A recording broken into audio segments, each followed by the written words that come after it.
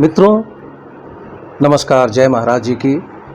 मैं AR मिश्रा बाबा के इस चैनल में आपका स्वागत करता हूँ। जैसा कि आप जानते हैं कि बाबा के कृपा पात्र जो लोग रहे हैं, उनसे या उनके संपर्क में या उनके सानिध्य को पाने वाले लोगों से बाबा के बारे में, महाराज जी के बारे में हम बात करते रहते हैं।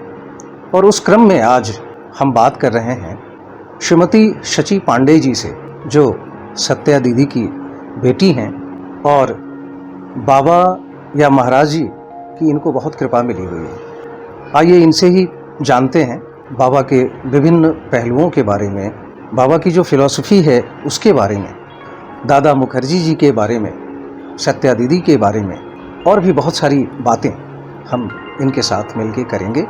आपका बहुत बहुत स्वागत है। आपको भी धन्यवाद समय निकालने के लिए। जी, सबसे पहले आप दर्शकों को थोड़ा अपने बारे में बताएं, अपने बचपन के बारे में बताएं।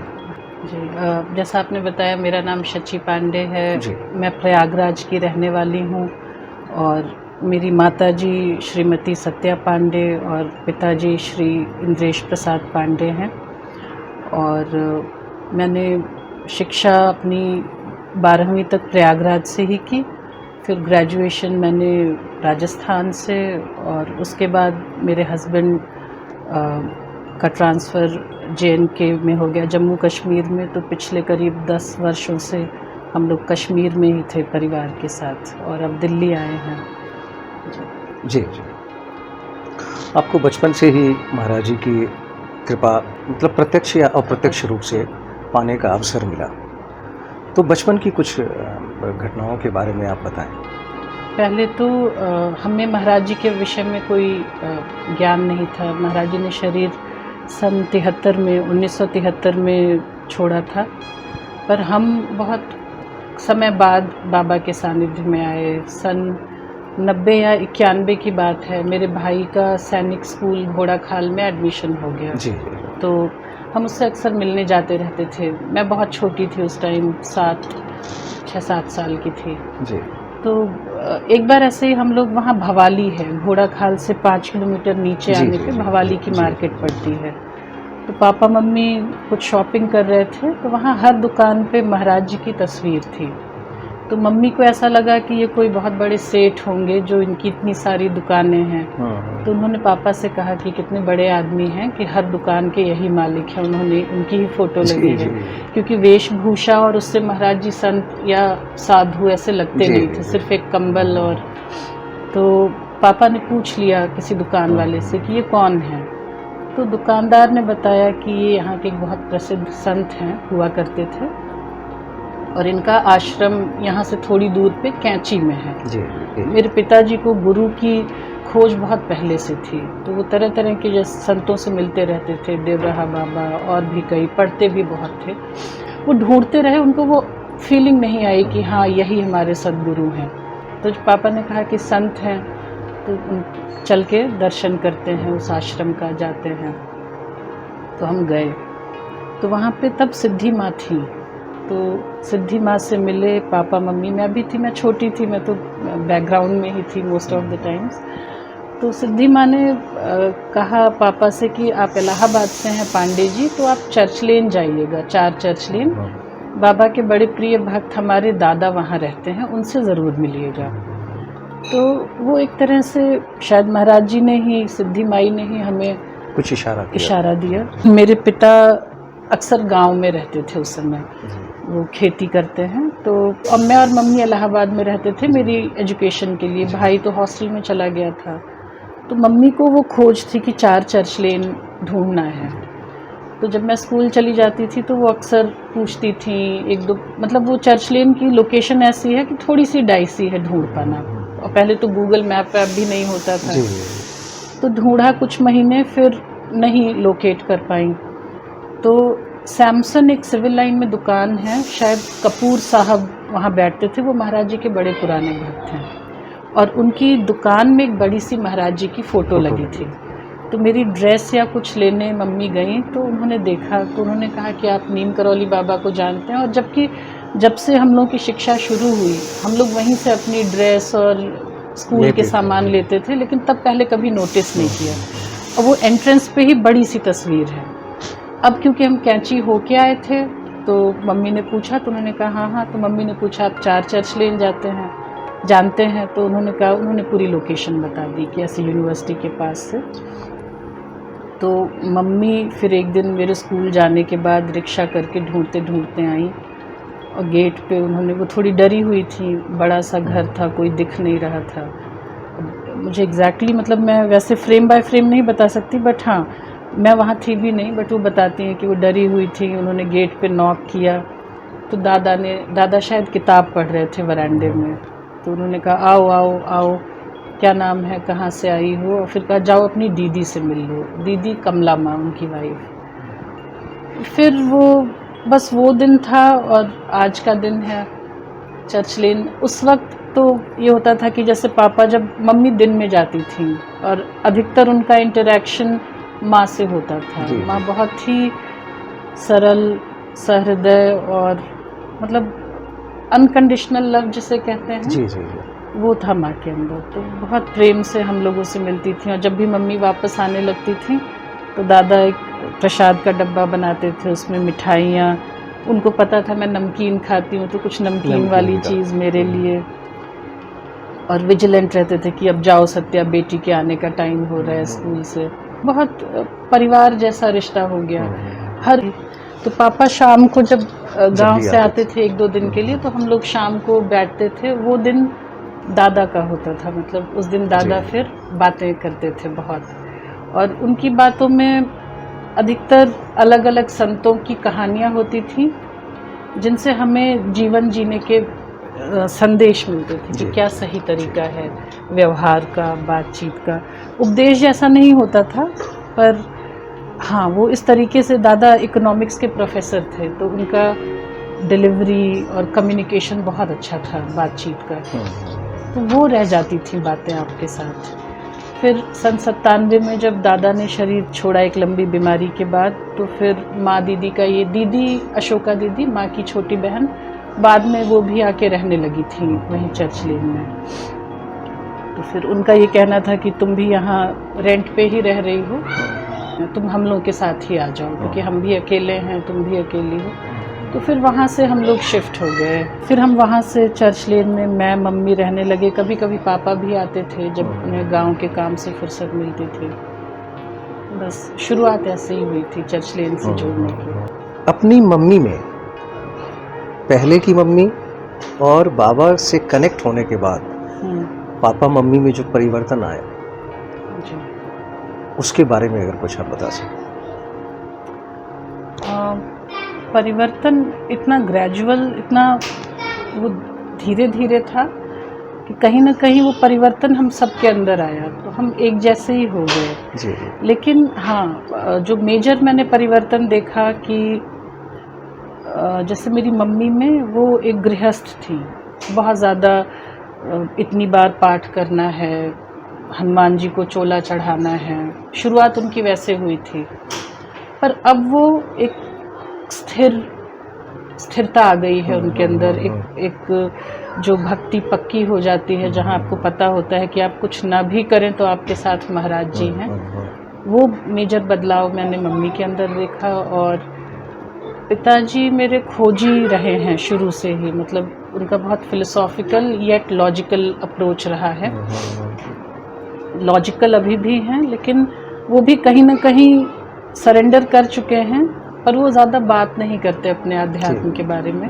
बट उन दोनों को जब मैं दूर से देखती हूँ एक बेटी के तौर पे और उनकी यात्रा देखती हूँ, तो मैं देखती हूँ उतार चढ़ाव, स्ट्रगल, फिर एक प्लेटू जैसा आना, फिर थोड़ी सी वो, ये करते करते अब वो जहाँ हैं वहाँ वो बहुत सुरक्षित, बहुत स्थिर और दृढ़ हैं अपनी भक्ति में और जीवन में। मतलब अब ऐसा है कि उनके सारे, मुझे ऐसा महसूस होता है कि उनके सारे प्रश्न, सारी खोज अब ख़त्म हो गई है और वो अब उस आनंद में जी रहे हैं जिसकी शायद सभी भक्त कल्पना करते हैं जी। कि एक हम उस जगह पहुंच जाएं। जी।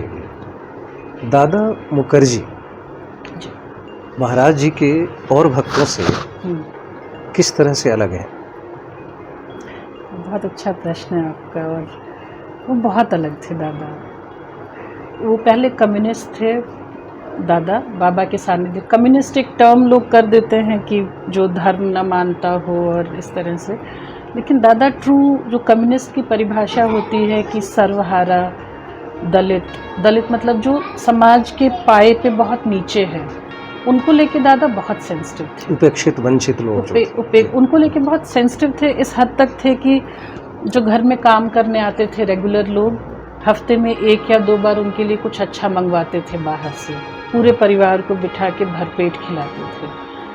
अगर जैसे हम लोग रिक्शे से जब जाते थे, पहले साइकिल रिक्शा होता था, तो बैटरी रिक्शे बहुत हो गए हैं, तो हमारे घर में घुसने के पहले दादा एक प्लेट में 2 नहीं, कम से कम 5-6 अच्छी मिठाइयाँ जो सबसे अच्छी हों वो निकाल के और 1 गिलास पानी रिक्शे वाले को दे के आते थे।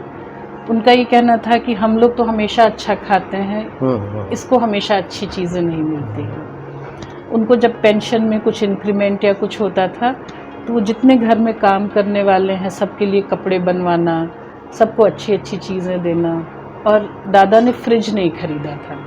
दादा का ये कहना था कि मैं फ्रिज खरीद लूँगा तो बचा हुआ खाना लोग फ्रिज में रखेंगे और जो घर में काम करते हैं उनको नहीं मिल पाएगा, फिर हम बासी खाएंगे। घड़ा रखते थे दादा। एक औरत थी जो बड़ी बेचती थी मोहल्ले में, उसके हस्बैंड की जॉब छूट गई थी, तो दादा उससे सिर्फ इसलिए बड़ी लेते थे कि उसकी जीविका चलती रहे। वो झोला टांग के गर्मी सर्दी सब में बेचने आती थी। और जब दादा की पेंशन फिक्स हुई तो दादा ने उसको एक मिक्सी खरीद के दी, क्योंकि वो हाथ से दाल पीस के बनाती थी और उसको बल्क में बनाना था। तो वहाँ सोच थी दादा की, मतलब जो चीज़ें हम शायद देख के उतना महसूस भी नहीं करते, दादा उसको महसूस भी करते थे, उसका निवारण भी करते थे। और जो महाराज जी और दादा में सिमिलैरिटी थी वो यही थी, महाराज जी भी बहुत करुणामय थे। महाराज जी की करुणा अगर एक रिक्शे वाले के लिए थी तो काशी नरेश, काशी की जो रानी है उनके लिए भी थी। वहाँ वो भेदभाव नहीं करते थे और वही दादा के अंदर भी था। तो मैं बाकी ज़्यादा भक्तों से मिली नहीं हूँ, क्योंकि मेरे लिए दादा से अलग या दादा से ज़्यादा कुछ जानना ज़रूरी नहीं रह गया था। और दादा ने बहुत अध्ययन बहुत किया था। अभी भी घर में बहुत सी चर्च लेन में किताबें हैं, कम से कम 1000 किताबों से ज़्यादा है, और हर किताब में कहीं ना कहीं दादा ने अंडरलाइन किया है, तो मतलब उन्होंने पढ़ा है। तो मेरे लिए दादा सत्य, करुणा, ज्ञान की प्रतिमूर्ति थे, और वैसा संपूर्ण भक्त या मानव मैंने आज तक नहीं देखा। कुछ लोग होते हैं बहुत ज्ञानी होते हैं लेकिन उनके अंदर करुणा नहीं होती। कुछ होते हैं बहुत करुणा होती है, ज्ञान नहीं होता है। दादा में सब था, और दादा बन पाना बहुत मुश्किल है। मतलब दादा ने वो जिया था शायद जो महाराज जी कहना चाहते थे या बताना चाहते थे। तो वैसे दादा बहुत अलग थे। दादा ने एक बात कही थी जो आज भी मेरे साथ रह जाती है, रही है, मतलब कि ईश्वर, गुरु या संत बहती हुई नदी की तरह है। ये कहानी दादा ने कई बार सुनाई हम लोगों को। हम सब उस नदी के पास जाते हैं, लेकिन हमारा पात्र कितना साफ है ये उस पर निर्भर करता है कि हम वहाँ से क्या लेके आए। बहुत शुद्ध पानी है लेकिन हमारा पात्र अगर गंदा है, उसमें धूल है, जाला है, तो हम गंदा पानी लेके आएंगे। तो पात्र की शुद्धि, पात्र मतलब हमारा मन, वो बहुत ज़रूरी है। कि आप कितने भी बड़े गुरु के सानिध्य में हों, अगर आत्म परिष्कार नहीं किया, वो शुद्ध नहीं है, तो हम शायद ज़्यादा लाभ नहीं उठा पाएंगे। तो मेरे लिए दादा एक बहुत ही शुद्ध पात्र थे। जो महाराज जी का जो एसेंस था वो दादा में था। जो महाराज जी की फिलॉसफी रही जी, और दादा मुखर्जी की फिलॉसफी में, उसको कैसे व्यक्त करेंगे आप? देखिए, वही बात है कि जैसे अंधे लोग हाथी छूते हैं, तो जिसने पूँछ छुई वो कहेगा झाड़ू जैसा है, जिसने पाँव छुआ वो कहेगा खंभे जैसा है। तो हम सब वैसे ही फिगर आउट कर रहे हैं ईश्वर को, महाराज जी को। लेकिन मुझे लगता है कि कुछ ऐसे भी लोग हैं जिनको नेत्र है और जिन्होंने देखा संपूर्णता के साथ महाराज जी को, ईश्वर को। दादा उनमें से एक है। और जो महाराज जी की फ़िलॉसफी थी वो बहुत सिंपल थी, लेकिन वो इतनी सिंपल थी कि लोगों को लगा ये सच नहीं हो सकती है, तो लोग उसे कॉम्प्लिकेट करने लगे। मतलब लोग गलत नहीं हैं, बट कई बार कुछ चीज़ें इतनी साधारण होती हैं कि जी, आपको जी, लगता है कि इसमें जी। कुछ और होगा जो हम मिस कर रहे हैं। तो महाराज जी जो संदेश देना चाहते थे, मुझे मतलब मेरा जितना अनुभव है, जो मैंने दादा, माँ और अशोका दीदी के सानिध्य में रह के जितना मैं जान पाई हूँ, वो ये था कि एक तो अपना काम ठीक से करना, कि अगर आप गृहस्थ हैं तो आपके बच्चों का आप ध्यान दें, अपने माता पिता का ध्यान दें, अपने घर का ध्यान दें। वो जब आप वो एकदम अप टू द मार्क होना चाहिए, वहाँ कोई गुंजाइश नहीं होनी चाहिए। वो आपकी प्राइम रिस्पॉन्सिबिलिटी है, आपका काम। और उसके साथ साथ व्यक्तित्व में एक करुणा, एम्पैथी जिसे कहते हैं, मतलब आपके अंदर ये इतनी नरमी होनी चाहिए कि आप अपने किसी साथ वाले का दुख देख के पिघल सकें, जी, जी, जी। उसकी मदद कर सकें। और तीसरी चीज़ जो महाराज जी बहुत जोर देते थे, वो सबको पता है, भोजन खिलाना, भूखों को खिलाना, गरीबों को खिलाना। तो ये 3 चीज़ें उभर के आती हैं दादा के सानिध्य में, जब जितना मैंने देखा, और माँ के सानिध्य में। और मुझे महाराज जी की भी फिलॉसफी यही लगती है कि बहुत कॉम्प्लिकेट नहीं करना है जीवन को, बस जो छोटे छोटे रास्ते, मुझे लगता है संत आते हैं इसीलिए कि समाज को बदल सकें, थोड़ा बदल सकें। पर अब वो हमसे गलती वहाँ हो जाती है कि हम संत को भी उठा के पेडेस्टल पे रख देते हैं, जी, जी, कि ये चमत्कारी थे इसलिए ऐसे थे, इनके अंदर सिद्धियाँ थी इसलिए ये कर पाए। लेकिन हम ये नहीं जानते कि वो सालों की साधना और तपस्या के बाद जो बोल रहे हैं, उसको जीना कितना महत्वपूर्ण है। अगर हम उसको आधा भी जी लें तो शायद एक सद्गुरु का होना सार्थक हो जाएगा हमारे जीवन में। और चमत्कार, अब मैं देखती हूँ जितना बहुत ज़्यादा चमत्कारों की बात होती है महाराज जी की, तो चमत्कार होते रहते हैं, ज़रूर घटित भी होते हैं, हम सबके साथ होते हैं। लेकिन दादा हमेशा कहते थे कि वो ज़रूरी नहीं है। मतलब जितने वर्ष सन 91 से लेके 97 तक दादा ने जब भी हम लोगों से बात की, जितना मुझे याद है, मैं बहुत छोटी थी, पर दादा हमेशा दूसरे संतों की बात करते थे। महाराज जी की वो ज़्यादा बात करने में भावुक हो जाते थे, उनका गला रुंध जाता था। बाबा की उन्होंने शायद 1-2 बातें बताई हैं, जिसमें से एक घटना का वर्णन किया था कि कैसे हनुमान रूप में महाराज जी उनको दिखे थे। उसके बाद दादा इतने ज़्यादा भाव विभोर हो गए, आंसू, चेहरा लाल, वो बोल नहीं पाए उसके बाद।